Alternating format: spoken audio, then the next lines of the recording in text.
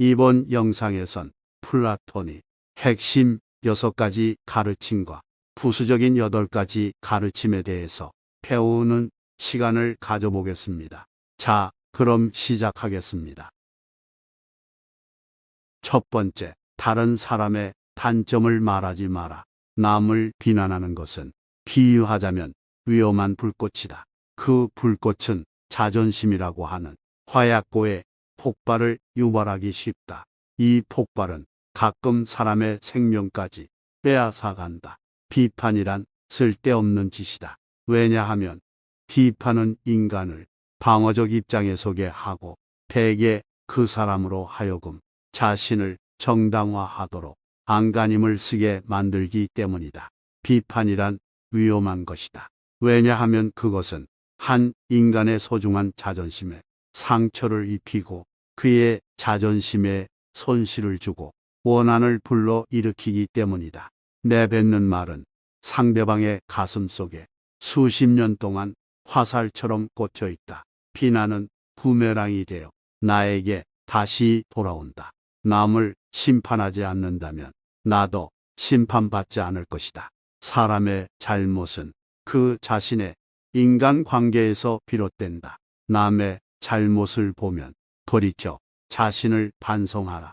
두 번째, 나의 사생활을 필요 이상 말하지 마라. 남과 교제할 때 먼저 잊어서는 안 될 일은 상대방에게는 상대방 나름대로의 생활 방식이 있으므로 혼란스럽게 하지 않도록 남의 인생을 함부로 간섭해서는 안 된다는 것이다.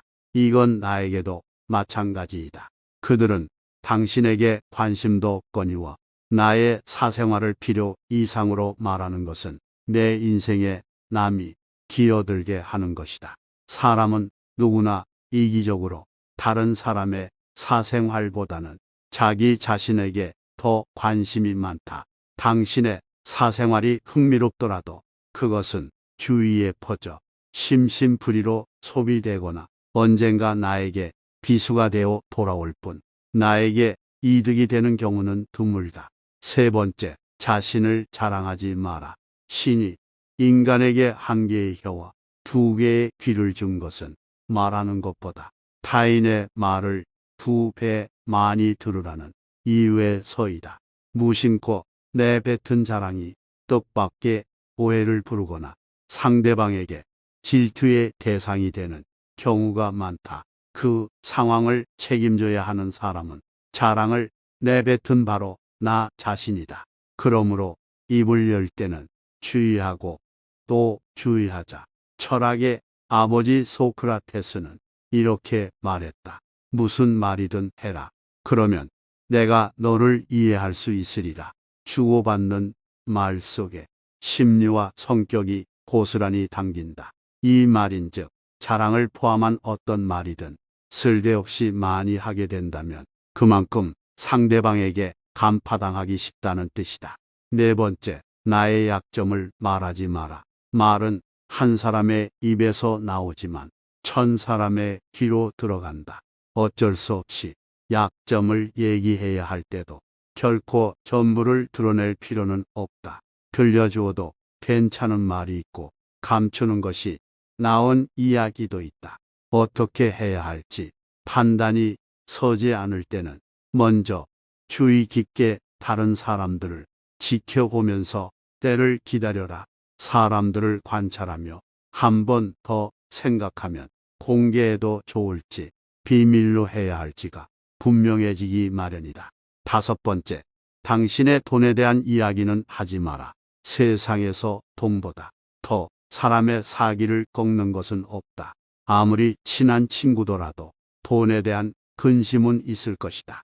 그러니 돈 얘기는 꺼내지 말라.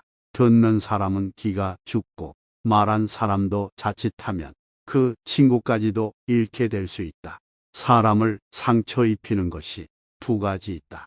말다툼, 빈 지갑. 그 중에서 텅 빈 지갑이 가장 크게 사람을 상처 입힌다. 여섯 번째, 당신의 목표에 대해 말하지 마라. 다른 사람에게 당신의 목표를 얘기한다면 좋은 결과로 돌아오는 일은 극히 드물다.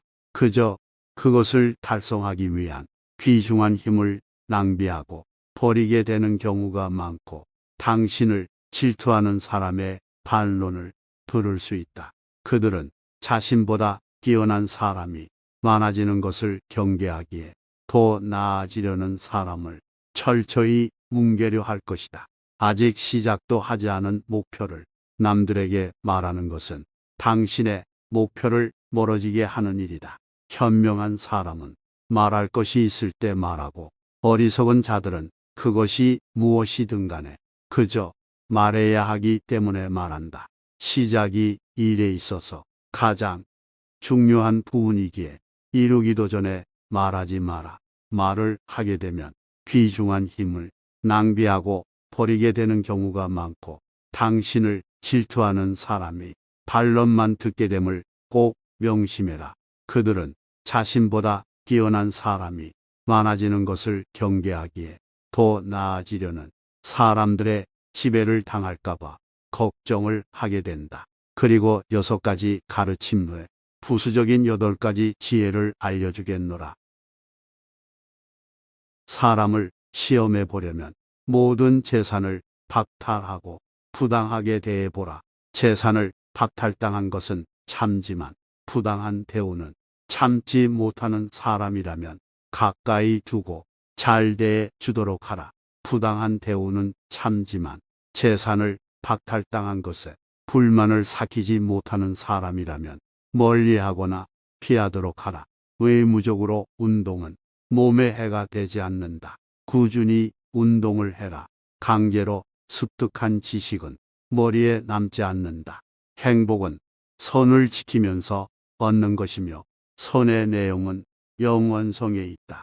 그렇기 때문에 우리가 영원히 지닐 수 없는 것에 마음이 이끌려서는 안 된다.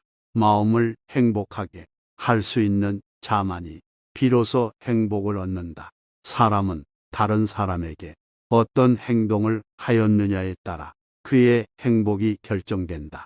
남에게 행복하게 해주는 사람은 흙과 같다. 사람은 다른 사람에게 영양을 공급하고 사람으로 성장하도록 도울 수도 있고, 성장을 방해할 수도 있고, 실신시키고 죽게 만들 수도 있기 때문이다. 자기에게 이긴다는 것은 승리 중에 최고의 것이다. 자기 자신을 이기는 것이야말로 최대의 승리이다. 또한 자제는 최고의 승리이다. 최대의 승리는 자신을 정복하는 것, 자기 자신에게 정복당하는 건 수치이다. 정의는 자기에게 어울리는 것을 갖고 자기에게 어울리도록 행동하는 것이다.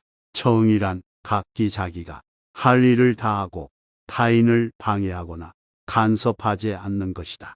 정의와 무관한 모든 지식은 지혜가 아니라 쓸모 있는 지식이다. 교육은 한 인간을 양성하기 시작할 때 훗날 그의 삶을 결정할 것이다. 이번 가르침은 여기까지입니다. 반복해서 듣다 보면 숨은 뜻까지 알게 되어 가르침이 더 깊어집니다. 궁금하신 점은 댓글에 남겨주세요. 끝까지 시청해 주셔서 감사합니다.